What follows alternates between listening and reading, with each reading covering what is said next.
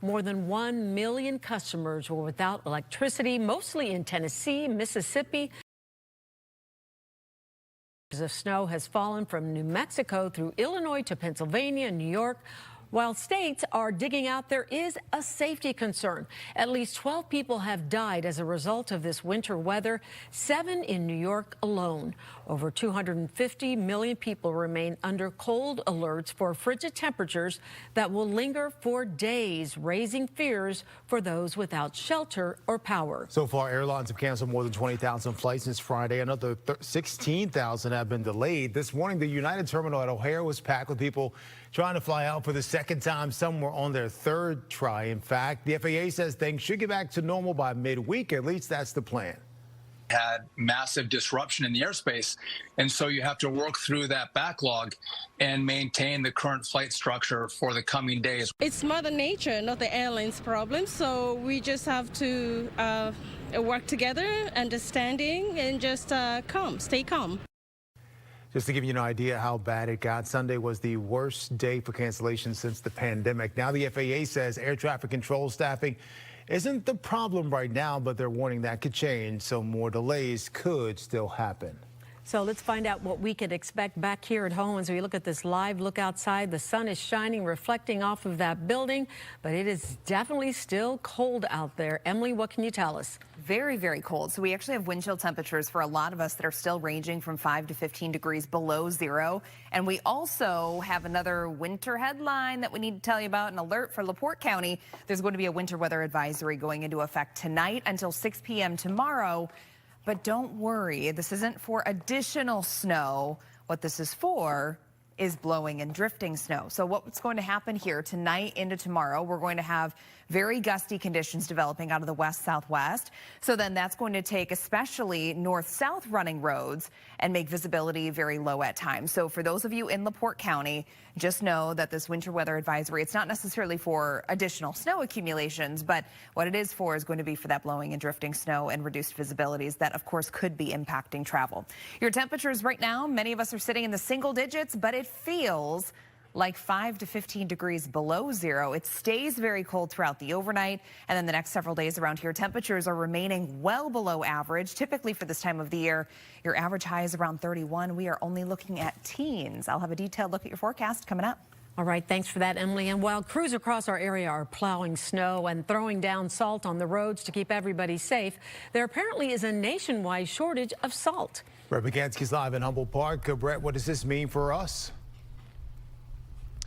So we're at the Salt Replacement Dome here at Grand and Rockwell. So I spoke earlier today with the Commissioner for Streets and Sanitation, and for the city of Chicago, he said that we are in good shape. He doesn't expect to run out of salt anytime soon. After all, the city of Chicago started off the season with about 420,000 tons of salt for the year. And he told me that they are getting more salt today. They're getting about 2,000 tons, and they're getting about 2,000 more tons tomorrow. But for others, as I found out, they may not be the case. So I obtained a letter from a snow removal business where one of their suppliers told them it was last week that any orders placed on that last Wednesday are going to be canceled, and they're not going to be accepting any more orders because there is not enough salt to go around. It said once the supply, specifically in Lamont, where they get their salt is used, that's it. They're not going to be refilling its supply for the rest of the season. Now, Commissioner Stollard told me about a time just a few years ago, Streets and Sanitation was worried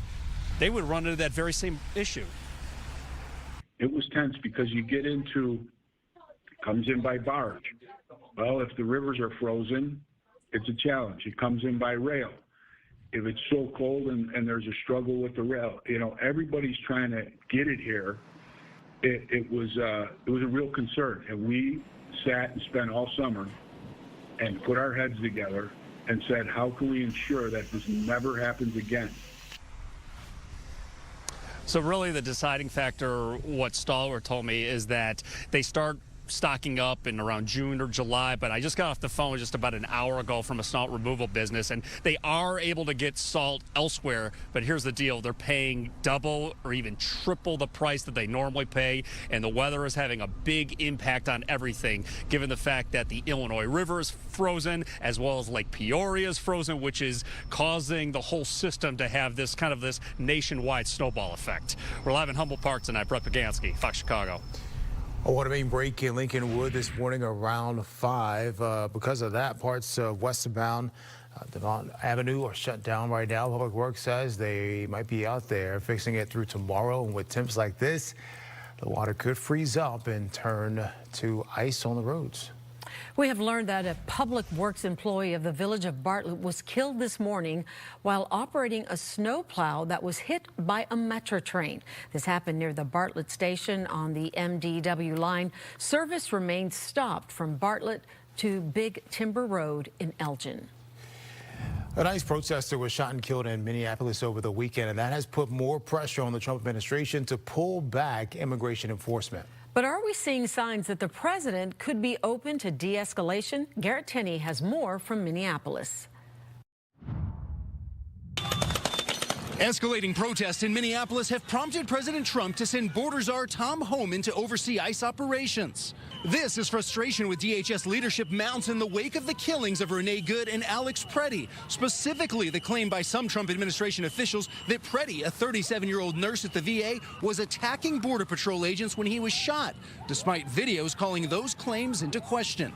This incident remains under investigation, and nobody here at the White House, including the President of the United States, wants to see Americans hurt or killed and losing their lives. Thank goodness we had video from constitutional observers who were there so bravely. But I think many Republicans are realizing what we've always known in Minnesota. Donald Trump and Kristi Noem, you've picked the wrong city. On Monday, President Trump spoke with Minnesota Governor Tim Walz, the president on Truth Social, calling it a very good call, adding, quote, "We actually seem to be on a similar wavelength," and the Democrat governor calling it productive. His office releasing a statement reading in part, quote, "The president also agreed to look into reducing the number of federal agents in Minnesota and working with the state in a more coordinated fashion on immigration enforcement regarding violent criminals." The president spoke about this with Governor Walz and said he would have a discussion about it. He did not make a commitment. A federal hearing today to block the immigration enforcement surge in Minnesota ended without a ruling, but the judge is expected to issue a written order on the case, though no timeline was given for when that's expected. In Minneapolis, I'm Garrett Tenney, Fox News. The people in the northwest suburbs are holding a vigil tonight for Alex Preddy. Leslie Moreno is in Arlington Heights right now with more on what's happening. Leslie. Hey guys, good evening. Yeah, that vigil kicks off in just a couple of hours. Despite the cold, organizers say it's important to come out and stand in solidarity. The event will be taking place at a nearby park starting at 5 o'clock. That vigil comes just days after the killing of Alex Preddy in Minnesota, a death that organizers say has sparked grief, anger, and renewed calls for justice. The vigil is being held at the Dunton Park along Arlington Heights Road. Several groups are co-sponsoring the event tonight. They say the goal is to honor Alex Preddy's life and to demand accountability. People are also encouraged to bring candles and signs. Organizers say the event is meant to be peaceful. The vigil again kicks off at 5 o'clock through 6 p.m. tonight. We will have more starting at 5 o'clock. For now, we'll toss it back to you guys in the studio. Kanye West put out an apology for years of anti-Semitic comments and posts. He made the remarks in interviews and on social media over several years that a lot of people found really hurtful and wrong. He bought a full-page ad in the Wall Street Journal. It's called "To Those I've Hurt." He says the whole thing came from bipolar disorder he wasn't treating and a brain injury from a car crash back in 2002. He's getting treatment now. He also apologized to the black community, called them the foundation of who I am, and said he was sorry for letting them down. The Anti-Defamation League responded. They're a big Jewish advocacy group. They said the apology was long overdue, but that it doesn't automatically undo a long history of anti-Semitism. They said the real apology would be him not doing it again. They ended wishing him well on his recovery.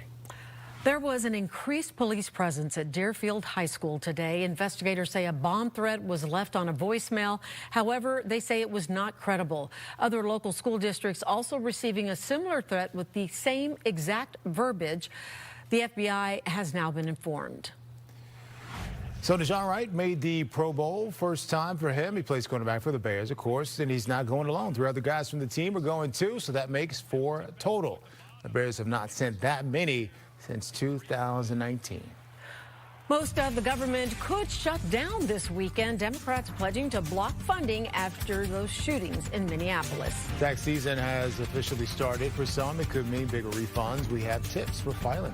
And a major change is taking effect this weekend. Why some SNAP recipients may be at risk of losing their benefits. Let's run it back. The city of Chicago is making another bid to host the DNC. Sponsored by Four Seasons, your trusted local.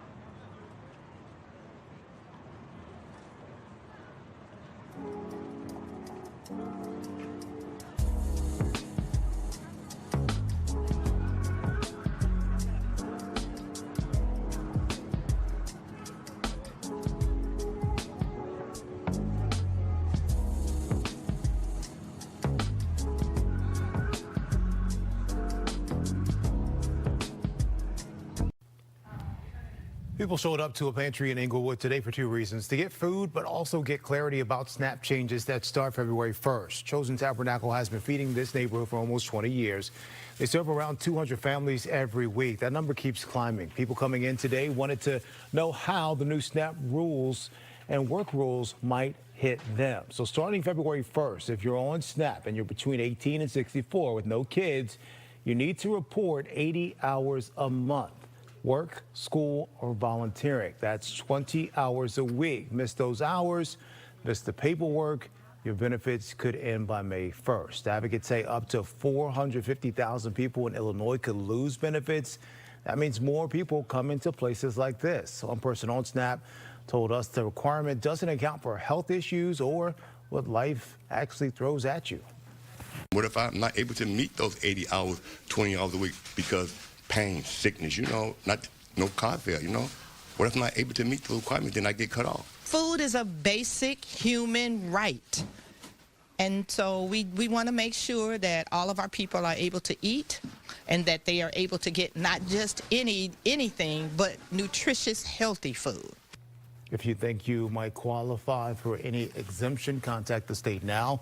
If you don't, you need to report your hours to keep your benefits past May. Now, pantries say they're still expecting a lot more people in the weeks ahead, but they simply cannot replace SNAP. After Chicago homeowners saw a record spike in property tax increases last year, Cook County Assessor Fritz Kagi is pointing to massive tax breaks for commercial property owners at the expense of homeowners, including Trump Tower, where the Riverside Hotel has seen its valuation fall dramatically in recent years. Today, he, along with community leaders, rallied together to call for an end to special interest agreements, including his opponent for Cook County Assessor Pat Hines, who, according to him, is taking money from property tax attorneys at the firm that helped lower Trump Tower's property tax bill, he says. We can't make excuses for these big cuts because, again, the question is, who's paying? Is it homeowners or is it big corporations? And let's face the facts here. There have been studies showing that our estimates of commercial properties have been accurate. We reached out to the Hines campaign for comment. His campaign released a statement which reads in part, Fritz Kagi is desperately trying to distract Chicagoans from his record of failure with another dishonest and hypocritical political hit. Kagi conveniently forgets to share that he has also taken $160,000 from real estate developers and attorneys, unquote. President Trump signed a law that could cut federal money for the Chicago Harbor Lock. Now, that's the thing that lets boats go between Lake Michigan and the Chicago River. It's one of the busiest locks in the country, too, so people are concerned. Thing is, the Army Corps told the Tribune they can still cover what it costs to run it because they have leftover money from 2025. A major achievement in the push to get people more technical jobs, a ribbon-cutting ceremony on the new Harper College Aviation Maintenance Lab at Schaumburg Regional Airport. This new lab expands the college's aviation program while providing students with hands-on experience and training. $500,000 of federal funding for this lab was secured by Congressman Raja Krishnamurthy. I hope that what you take away from today is obviously the fact that this excellent program has been stood up. It's now available. Encourage young people to come into it and apply, and they'll get an excellent education and hopefully a career very shortly. But also that we devote more time, attention, and resources more generally to this issue of career technical education. It's projected the country will need 123,000 new aviation technicians over the next 2 decades to keep up with the growing demand. Chicago wants to host another Democratic National Convention. The Sun-Times says the Chicago Host Committee wants to bring it in either 2028 or 2032. Of course, they're not the only one trying to get it. The DNC is meeting with a few cities in the next few weeks: Boston, Vegas, ATL, Denver. Now, there's a reason Chicago wants back in. Choose Chicago did a study. They found the 2024 DNC brought in nearly $400 million for the city. Let's take a live look outside. The bean with a little snow cover, not a sight that we see too often. Usually the bean is clear, which just goes to show you how cold it is, because that snow is not melting, is it, Emily? It is not melting at all. So we have temperatures that are well below the freezing mark. We have temperatures right now sitting between 5 and 10 degrees above zero for a lot of us. But it's also pretty gusty. We have west-southwesterly winds currently that are up to around 15 miles per hour for a lot of us. But occasionally we're seeing those winds gusting even higher than that. And then tonight we're going to see wind gusts as high as about 30 to 35 miles per hour. So it's going to stay windy tonight through the day tomorrow. Blowing, drifting snow certainly going to be a concern. But also, once you tack on gusty winds to temperatures this cold, it makes a really big difference on just how cold it feels to us. So we actually have wind chill temperatures that are sitting about 5 to 15 degrees below zero. Futurecast taking us throughout this evening. We're going to be mostly clear through the majority of the overnight, and then we'll start to see increasing cloud cover going into early tomorrow. So temperatures are actually going to rise a little bit as we approach daybreak. So notice by 7, 8 o'clock in the morning, a lot of us are waking up pretty close to 10 to 12 degrees above zero. And then through the day, we're going to have gusty west-northwesterly winds. So again, blowing, drifting snow going to be a concern tonight into our day tomorrow. We actually have a winter weather advisory across across LaPorte County to account for that. So it's not so much for additional snow accumulations, but just because of the hazardous travel that we could be dealing with because of those high winds in combination with all of the snow that we've already picked up. For tonight, 5 degrees for the overnight low, so pretty close to where we are right now. Your 5-day forecast tomorrow, 14. We're at 15 degrees for your high, partly sunny on Wednesday. Thursday, a little bit more in the way of sunshine. We do have a chance for lake effect to develop on Friday into Saturday, so we'll have to watch that closely. Back to you. Coming up, the American Academy of Pediatrics is going against the CDC when it comes to childhood vaccines. Why it is now recommending parents ignore the CDC and stick with its current guidelines. Plus, a new project, Hotline, for victims of domestic abuse is in the works. It would be the first of its kind in Illinois, not for survivors to dial, but those who cause harm. Pay attention.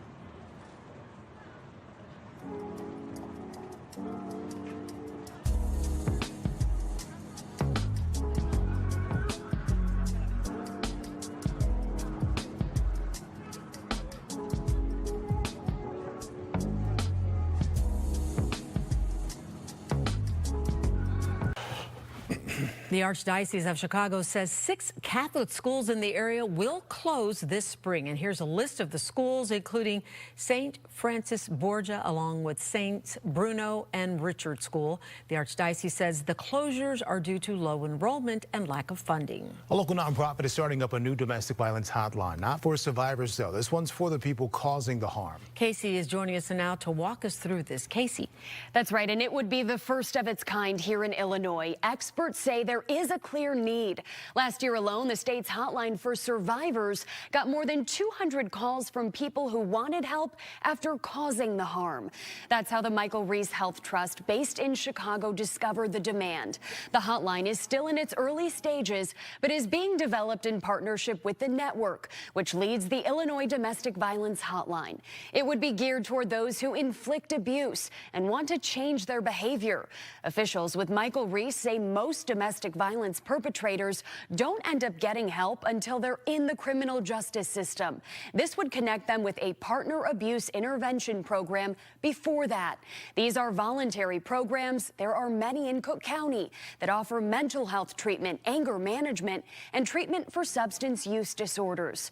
Jennifer Rosencrans says they are looking to Baltimore's hotline as a model. We are just in the planning stages now, and we're looking at other models across the country to make sure that we use best practices. The data has shown is that it's usually not actually people who are sort of right in the heat of the moment about to commit abuse. It usually is sort of after that, and when they've reflected on their behavior and know that they need to change to save their relationships. They want to be a better partner. They want to be a better parent. Rosencrans says she hopes to see the hotline go live in the next year. Wings Program, a well-known domestic violence service provider in the area, says this is one more tactic that will ultimately be beneficial to survivors. Terrence. Still to come, doctors are breaking from federal vaccine recommendations. The odds of another government shutdown are drastically increasing. We're hearing from local lawmakers next. And where the money reside, where the money reside, where the money reside. This tax season could mean bigger refunds. What you need to know before you file. It's starting the day with hope. Knowing you're in the right place. Having access to advanced treatments and the most experienced cancer experts. When you're facing cancer, it's not just one thing that makes the difference. It's everything. The big, the small, the unexpected that helps you keep moving forward. Advocate Healthcare. Cancer care that makes the difference. Think about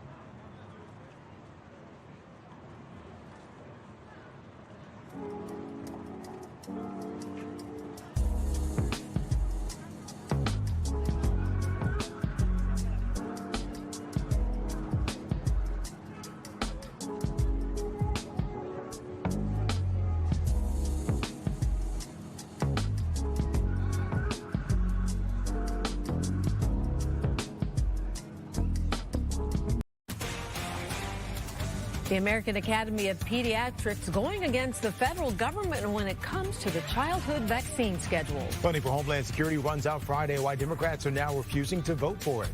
Let's take a live look outside. It is sunny out there and cold, so bundle up, but at least the sun is shining, and that is definitely a plus, right, Emily? That's right. We're not going to see a ton of sunshine this week, so soak it in while you can, but the cold, it's not going anywhere anytime soon. In fact, we have below average temperatures in your forecast all the way through this week. Most days, we're looking at highs that are only going to be in the teens, which I do have to say is warmer than what we had today, but regardless, it's going to be very cold. We do have a winter weather advisory that's going into effect for LaPorte County at midnight tonight, lasting until 6 p.m. tomorrow. But not for additional snowfall totals. What this is for blowing and drifting snow being expected. So especially for those of you that are going to be traveling east-west running roads, you're going to be dealing with that tomorrow. But tonight, it's going to be all about the north-south running roads with the gusty winds that we'll have. Right now, we have a wind chill temperature of 11 degrees below zero, 18-mile-per-hour winds, and we're going to be gusting as high as about 30 miles per hour tonight. Temperatures dropping down only a few degrees before we start to rise going into our day tomorrow. The next couple of days, mainly dry skies and temperatures only in the teens. Back to you. All right. Thanks for that, Emily.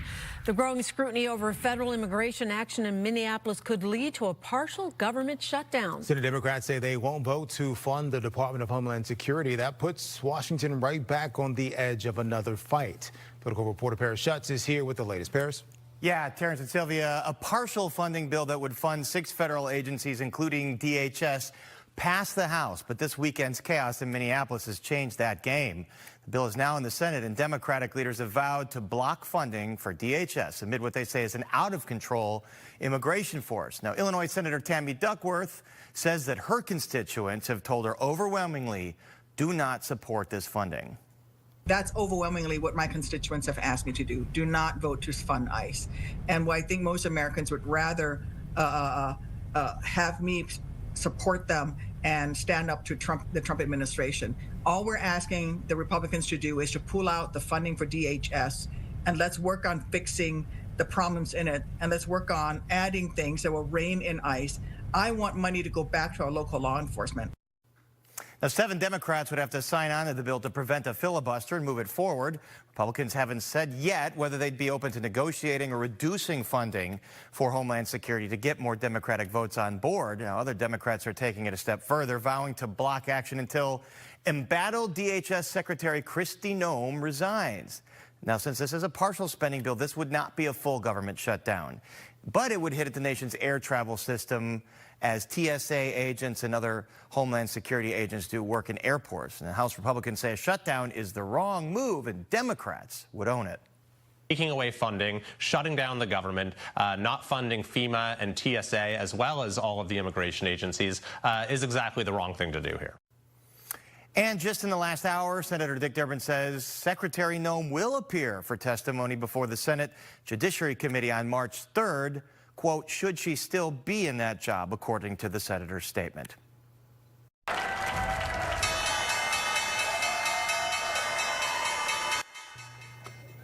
Stocks went up today, and it's about to get busy with tech earnings coming in and the Fed deciding on interest rates. Not everything went up, though. Airline stocks dropped because the winter storm is still messing up flights. Tax season's here, and a lot of people want bigger refunds. The IRS changed some rules that might actually help with that. But tax experts say it's just not that simple. Tia's here with what we all need to know. Tia. Don't wait to the final deadline. That's what people really need to know, Sylvia and Terrence. How much more money will you get? About $1,000 more on average, largely because many workers didn't adjust their tax withholding, not just because of new tax breaks. But let me tell you this right now, don't wait until taxes are due. And here's why experts say this tax season is the most complex they've ever seen. And let's start here. For older adults, there is a new enhanced senior deduction. Eligible seniors can deduct up to $6,000 if single, or $12,000 for married couples when both spouses are 65 or older. Again, it lowers taxable income. It is not a direct payment. Overtime pay is another area that is causing a lot of confusion for folks. Many workers are surprised to learn they cannot deduct all of their overtime earnings under IRS rules. Only the extra half of OT pay qualifies, not the full amount earned. Experts say this is not the year to rush your taxes, and definitely, no matter what you do not rely on TikTok tax advice. We have some new deductions that everyone can take advantage of potentially. One is, you know, if you get tip income, you potentially get a deduction to pay up to $25,000 to not pay tax on up to $25,000 of the tips. If you get overtime pay, you can potentially exclude up to $12,500 of the overtime premium you're being paid. If you bought a new car in 2025 and it was assembled in the U.S., you're going to have to go through a bunch of tests, but you can write off up to $10,000 of that personal loan interest potentially. That's a nice little chunk of change. You can start filing your taxes right now. The deadline is April 14th. Terrence?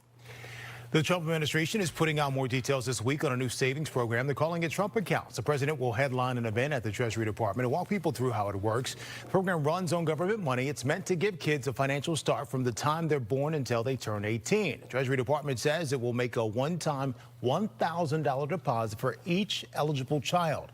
After that, parents can add up to $5,000 a year, and employers can chip in too. They're planning to launch the whole thing later this year. A reminder today about the looming Real ID deadline, this one from airport officials who say there is another option if you are traveling. Beginning February 1st, if you don't have a passport or Real ID yet, you can use the TSA's new Confirm ID process to verify your identity. For a fee, you can do it ahead of time. You're going to get a receipt that you can take to the airport. That verification lasts 10 days from the first day of travel. Chicago's airport officials got the word out today about just how this works.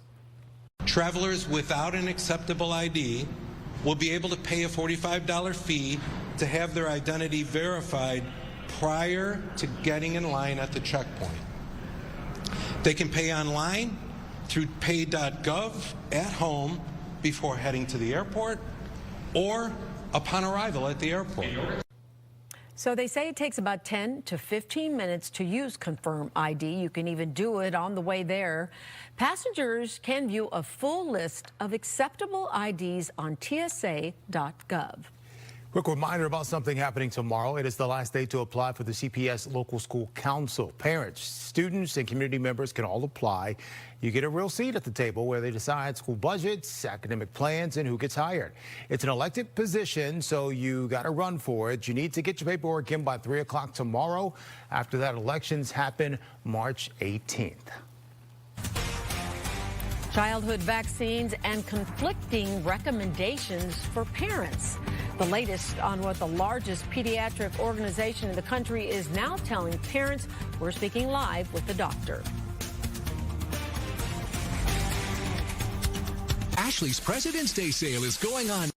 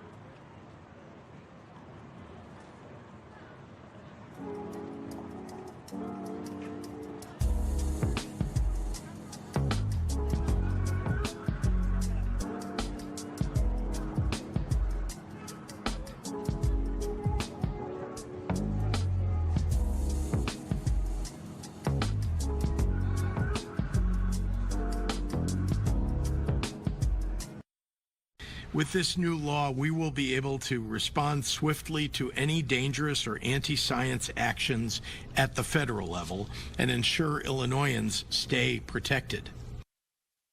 That was Governor Pritzker right after he signed a bill in early December that empowers the Illinois Department of Public Health to create its own guidelines for childhood vaccines. This was created after the federal government made some controversial changes to that schedule. And now the American Academy of Pediatrics has come out with its own alternative to the new federal recommendations.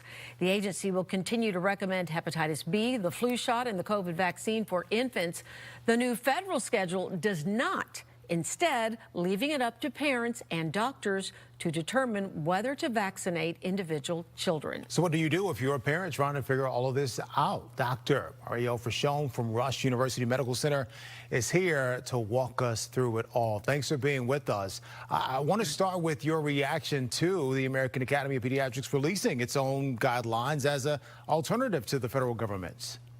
Yeah, they really stepped up here. I'm really proud to be a member of this organization because without them, pediatricians are left in offices answering questions without any data to back it up. So because we have the AAP and their schedule is backed by 12 other health organizations representing millions, about 1 million healthcare professionals, now pediatricians in the office can feel more confident recommending vaccines. So the guidelines released by the Illinois Department of Public Health earlier this month, the governor signed a House bill, or a bill that is, that allows that department to also release its own guidelines, which I understand are going to be in line with the American Academy of Pediatrics. So a lot of confusion going on here. So let's talk about this to start. It seems like for years, childhood vaccines have kind of been a one size fits all, except for special circumstances. So is it even worth, again, looking at how vaccines impact children individually?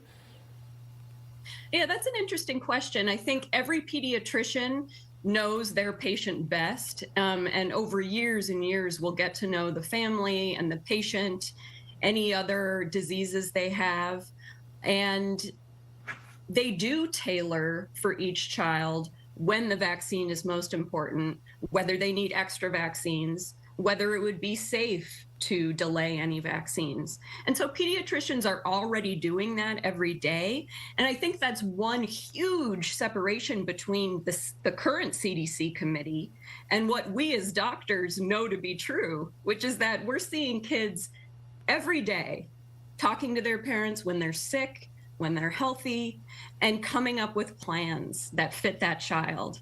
And so because the CDC panel is ignoring it, and ignoring that fact, and having an adult cardiologist say that polio vaccine is optional is a tragedy for kids in this country.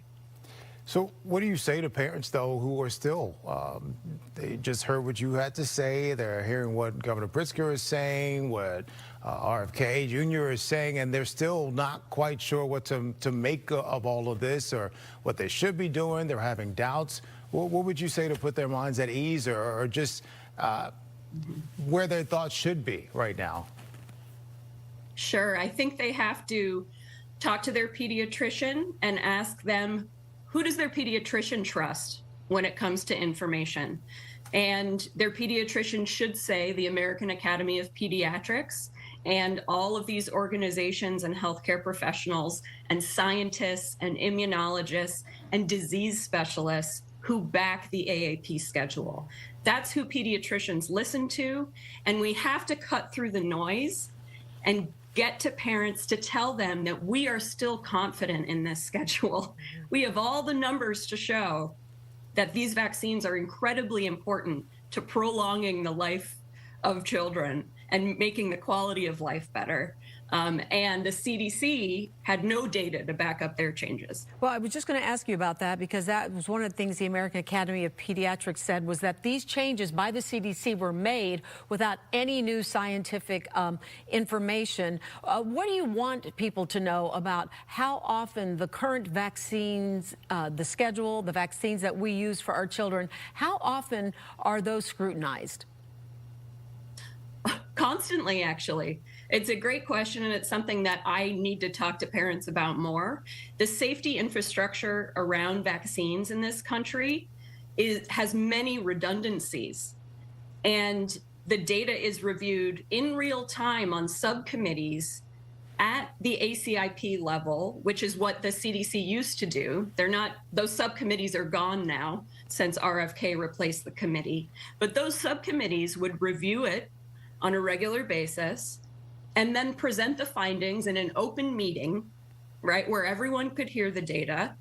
And that would help us see if there were any signals of side effects or anything that was concerning. And then they'd make changes in real time.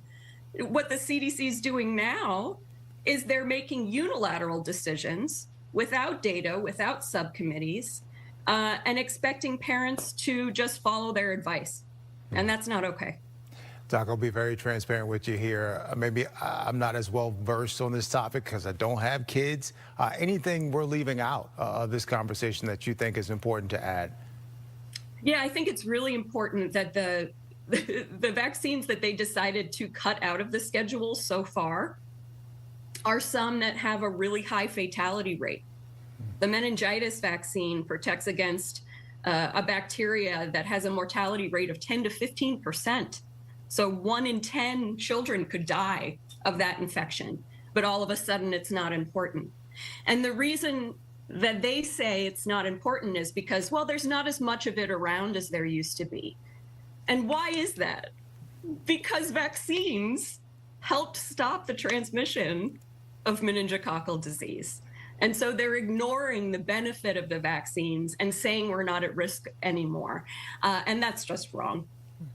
Dr. Friccione with Rush University Medical Center, thank you so much for joining us and helping us to break down, like we said, lots of confusion for parents. And so we appreciate you taking the time to do this. Absolutely. Thanks again. Still to come, well, you've heard of the Oscars, maybe James Beard, but what about the Bonchets? We're going to take you to the local awards that were handed out last night to the best of the best in Chicago's food and beverage industry. The nation's deep freeze is thawing some pockets, the new betting trend that will have you paying more attention to the forecast. Before we go, here's a look at your trip home.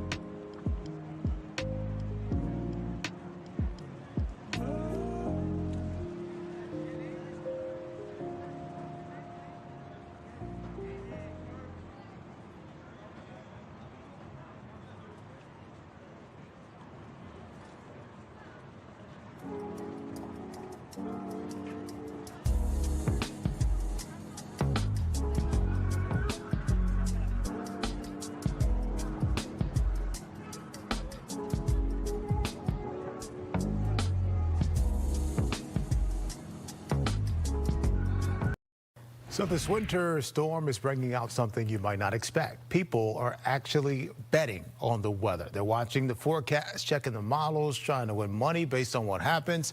According to one betting site, people put down more than $170,000 on how much snow New York would get. You know, I may be bad at sports betting. I have no business. Snow betting or weather betting? That's something I think I could look into. Am I allowed to do that? Insider betting. That might be insider betting. It might be. I don't You can't think really there might be a change rule. the outcome because you don't control the weather. So I don't know. You're going to rely on, your maps and what you do. That's true. Look at that. That's beautiful. Very pretty. Beautiful sunny day out there. You know, if you could just pretend you're on a beach somewhere. Right, This that almost sounds looks good, like a like really sand, nice warm sunset, doesn't it?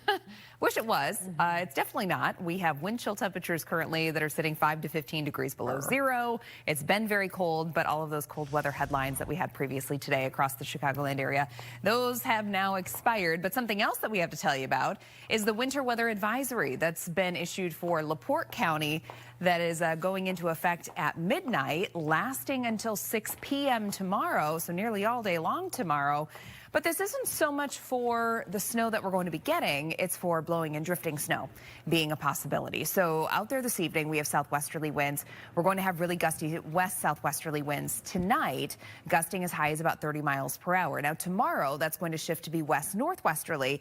So a lot of our north-south running roads tonight, and then tomorrow it's going to be all about the east-west running roads that could be dealing with those whiteout conditions because of blowing and drifting snow. So again, for those of us across most of the area, I think that's going to be a concern for us tomorrow, but we actually have a winter weather advisory that's been issued in LaPorte County for that reason.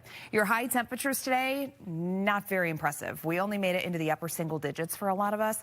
We tagged 8 degrees at O'Hare, same thing at the Chicago lakefront, about 10 in Gary, 9 in Merrillville, hit 9 degrees also in Woodstock. Here's what it's feeling like right now. We have wind chill temperatures ranging from about 5 to 15 degrees below zero. It actually feels like 16 below currently in Valparaiso. Now, futurecast wind chills taking us into early tomorrow morning. Notice how they're actually going to begin to increase. So we have rising temperatures in your forecast late tonight and into early tomorrow as cloud cover begins to build in. Wind chill temperatures when we wake up tomorrow likely going to be running about 5 degrees below zero. And then you'll notice through the day, it doesn't really get much better. So even tomorrow, we're counting on wind chill temperatures likely hovering just below zero. Actual high temperatures are going to be warming up into the teens, not just tomorrow, but all the way through this work week. It's not until this weekend that we're in the 20s, but average for this time of the year is 31 degrees. We're not coming close to that anytime soon. Satellite and radar, things are quiet for now. We have nothing but sunshine out there currently. Futurecast tonight, mostly clear skies, and then we'll see increasing cloud cover going into early tomorrow. That's associated with this frontal boundary, and then that's going to switch our wind direction as well. So we're going from west southwesterly tonight to west northwesterly tomorrow. Lake effect is going to fire up over in West Michigan, not so much for northwest Indiana. I think we're safe from that. For the most part, we may get a couple of those snow showers trying to work their way into northeastern LaPorte County. But again, most areas likely end up staying mainly dry. And then looking ahead to Wednesday, we're going to dry things back out. Skies are going to be partly sunny, but temperatures, they stay very cold. And again, we could be dealing with a little bit of lake effect sneaking into LaPorte County again. For tonight, 5 degrees for the overnight low. We're going to hit that in the next few hours. And then overall tonight, we're going to start to see those temperatures rising. A lot of us by daybreak should be around 10 to 12 degrees. 7-day forecast, 14 degrees for your high on Tuesday, 15 partly sunny on Wednesday, Thursday dry skies. But then some lake effect is going to be possible Friday and Saturday again. High temperatures this weekend will be in the 20s. We'll be right back.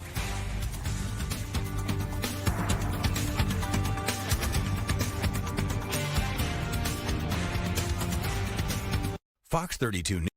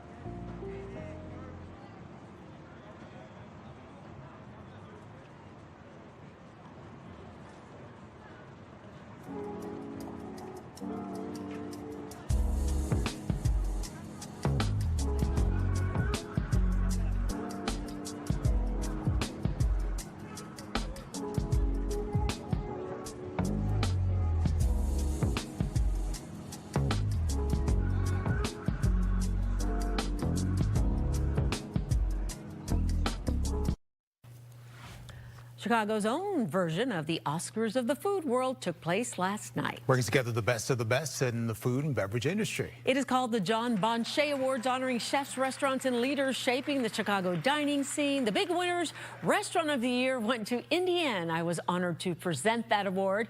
And Chef John Mannion of El Shea Steakhouse and Bar won Chef of the Year. Gina Giorgetti was honored as Iconic Restaurant of the Year. The Bonchet Awards recognize local innovators on the restaurant scene and are named for the chef who put Chicago dining on the map in the 70s with Le Francais. This is a big deal because the winners often go on to national acclaim, winning Michelin stars and James Beard Awards. Well, we've all heard it before. Giving kids lots of screen time on mobile devices can be bad for their development. A new survey conducted in Britain is showing just how bad this can actually be. Yeah, the survey found a third of kids who started their first year of school last year were trying to swipe or tap on books the same way they would on a mobile device. Survey also found there were more bathroom mishaps and feeding issues with this generation of students. The teachers say too much screen time is to blame. Wow. Well, when you move out of your parents' house, it's natural to leave some things behind, but you might be leaving a lot more stuff than you think. Yeah, a new survey shows some of the top items left behind. It's mostly old yearbooks and trophies, mainly because new apartments are just too small and people don't want to throw away those childhood memories. Some parents often play along because they're sentimental as well, but experts say sometimes neither parents or their children want to make that hard decision to throw things away. I can totally relate to this. Do you still have yearbooks at home? Yearbooks. Yeah. My prom king crown. Prom king, of course. College textbooks. All that stuff. My perfect attendance awards. Have they told you they wanted you to come get it yet? No, some of it's in the china closet too, actually. Oh, you have some proud parents. Just my stuff, though. Our brother Not and the sister siblings. stuff is not in there. That's funny. If you're guilty of holding spots in line for other people, listen to this. Some people are now debating over the practice, saying it could be considered rude. One man took to social media to get some input. He says while he was shopping with his parents, the lines were so long, so they asked him to hold a spot while they grabbed a few more items. He adds if it's his turn to pay and his parents aren't ready, he lets the person behind him go ahead. But this time, another customer got angry, saying waiting in line for someone else is unfair and disrespectful.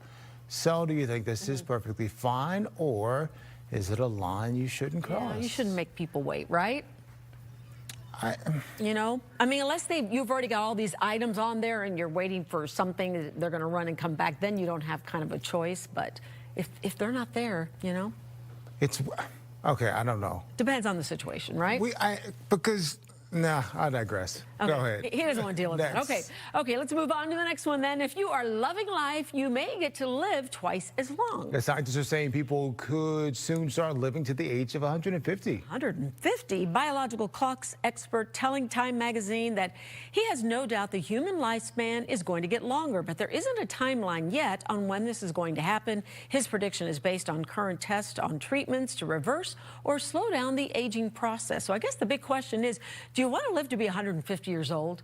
If I'm still, what do they say? If you're still sharp, yeah, and you got your cognitive skills and everything. But yeah, who wants to live that long if you're not, you know?